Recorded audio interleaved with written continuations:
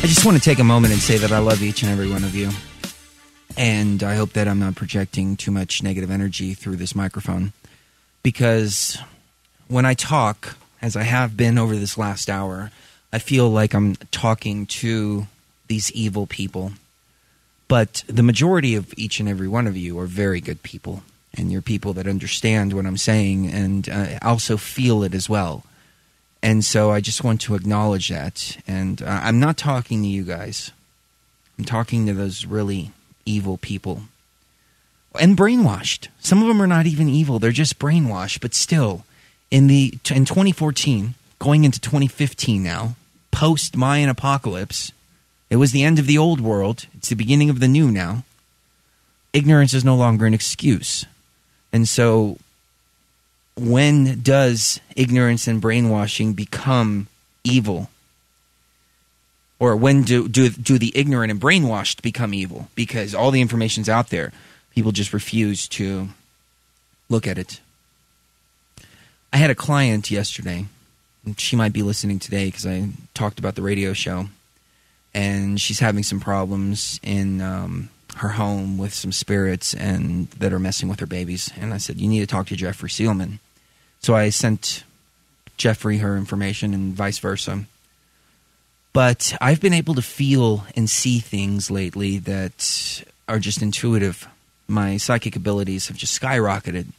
And I looked at her as I was talking, and she was telling me about this. And it's weird because I just mentioned this podcast. I don't even know why I mentioned what we do. I said something about, I don't even remember, but it was something very benign and very 5 cents reality. I usually make it a rule to not bring this stuff up with clients that are carpet cleaning customers or any of that. I go into carpet cleaning mode when I do that. I'm in radio show mode here. Not that I'm not Chris Gio when I go out there. It's just I want to maintain that professionalism, and a lot of these people are not on the level. But I make little hints and try to determine who's on the level and who's not. And as soon as I mentioned that, she says, oh my God, do you know a medium? Because I've had, so many different things going on. And I said, yeah, as a matter of fact, we do. We had one that just cleared us out, and we had a pretty dark entity that was creeping around us for a while. And we got into this whole 2-hour conversation. It's funny because Joe Joseph, he was talking to me the other day, and he says, don't sell your carpet cleaning van. You have to hold on to it. And I said, why is that? He says, because from now on, now that you've been awakened, now that you know what you know, the people who call you are not necessarily calling you for carpet cleaning anymore. You're still going out there to clean their carpets. You're still going out there to perform a service for your community. But underlying that, there's something else that you're being called to them for. Leave that door open. And I said, okay. It's funny. First phone call I get after that conversation. I need a medium. I need this. I need that. But I looked at her. And I asked her, I hope I'm not asking you anything too personal, but are you taking antidepressants? She says, yeah, I just started them. How'd you know? I said, I could see it in your energy field.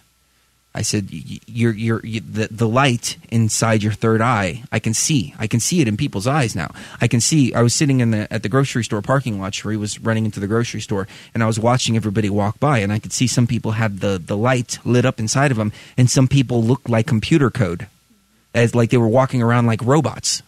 And part of the Matrix, and I just thought, oh my God, this is so weird. And I started to even question myself and go, are these people even real?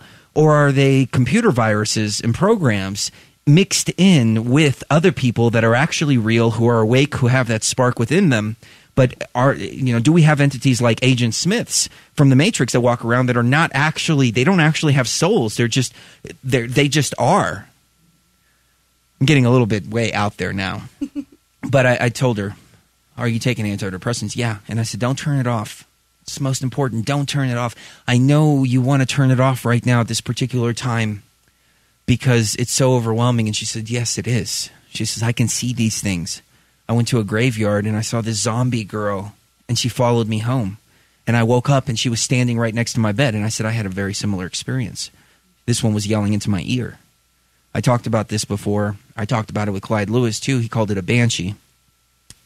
And I said, what's happening now is that the earth has shifted and there's a hole that's being opened, and they're using situations like Gaza. They're using all the hate and chaos going on in the world. They're using 9/11 and all of this violence as a way to open this gate. And we see the physical suffering on the surface, but what's actually happening is it's allowing the negativity to come in and take this planet over, and allowing more and more and more of that dark energy to seep in, which ultimately will create a wheel that never stops turning and that continues to grow. It's a snowballing effect. You do an act of violence here, open up the gate for a little bit of negative energy. That negative energy comes in, creates more violence, and it's a never-ending circle, and it keeps on getting bigger and bigger and bigger and bigger unless we put a stop to it. And I said, everybody's tuning in right now. I'm not the only one. You're not the only one. But the worst thing we can do right now is numb all this down with antidepressants. That's what they're there for. And she came out and openly said, I just can't do it. I've got to close this off. And I said, well, the path is yours to walk, so you do whatever's in your heart. But I would get off the antidepressants, and if you're really having a problem, try cannabis and the CBDs and THC or whatever. And she says, I can't do cannabis because my husband's military, he gets tested. So if I smoke around him, I say, you don't have to smoke it, eat it. Mm-hmm. So people are naturally trying to close themselves off to this energy. And maybe some of you out there are also closing yourself off to the energies as well. But we can't. We have to embrace it. And like I was saying at the beginning of this, when I was writing that song for Gaza, it was a crushing feeling. All of this. I've been shown all of this stuff, and then immediately right after being shown, I was tested. It was been one test after another, and there is this weight. I've been tapping into all of the suffering of the world, and it is overwhelming and crushing. But I know that through the crushing feeling, strength is developing. And the more that I embrace the crushing feeling, the more strength develops. And then soon the balance comes in to where the strength and the crushing feelings are balanced. And then after that, the strength overwhelms the crushing feeling. And you can take this energy, absorb it, and pass it off over to the Christ consciousness or whatever you need to do with it. Wake people up with it. Do whatever you need to do with it without feeling that crushing feeling. I know that this is going to go away.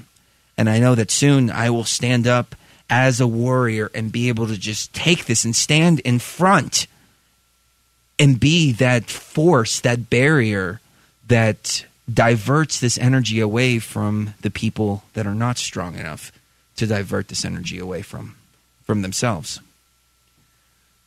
A lot of you are being called for that right now too. Maybe you don't know what it is because you're feeling it, but you can't identify it. You just can't. But since I started talking about this, I've received so many emails and comments and things. Chris, I'm feeling this too. I didn't know what it was. I didn't know what it was either until I was shown through ayahuasca. But it's happening to all of us. Don't close yourself off. Feel it. Embrace it. Let it make you stronger. We'll be right back.